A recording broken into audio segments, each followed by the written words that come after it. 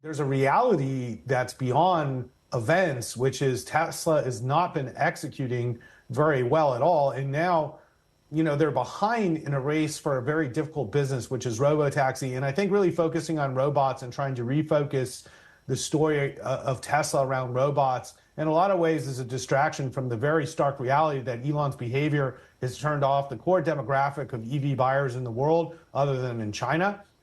And unfortunately, the other 2/3 of the world pretty much don't want anything to do with him or his products. So this is a very difficult time because Tesla makes the best EV vehicles in the world, and yet it has the worst marketing CEO anybody could ever ask for. Seems like your tone on Tesla has changed, Ross. What's your position now on the stock?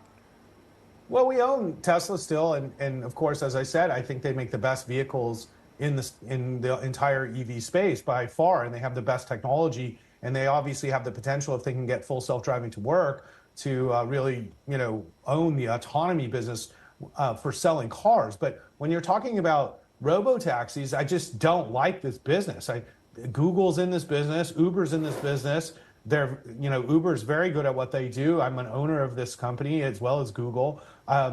Today, every day I see Waymos. I live in Santa Monica, California. There's Waymos everywhere. Okay, they work. Robotaxi solved, and it's solved by Google. So what Tesla's trying to do is dive into a business that's already been solved by somebody else, and they'll be quite late. And yet I ask constantly to anybody who's a big supporter of this idea is, where are they going to get the customers?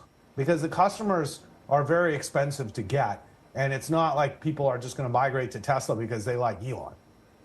Yeah, you said the price point was also a sticking point in this whole saga, in this whole story, in terms of, just $25,000 for a robotaxi. That doesn't make sense economically. Well, right, and also because you can buy a Model Y for $25,000 online. There's tons of them. They're used. They're 3 years old, and they work just like a new car. Teslas don't really depreciate. They really keep driving for, it seems like, forever. So, right now you can go online and buy a gray Tesla for $25,000, $26,000. So I think the issue to me is, are they going to make a compelling vehicle for $25,000 that people are going to buy when people aren't buying cars that they've got today? So he's got to open new markets, or he's got to find somebody who wants to buy his cars, because when you say 62% of Republicans are happy with Elon, what percentage of them own an EV or plan on buying an EV? That's the question people should be asking.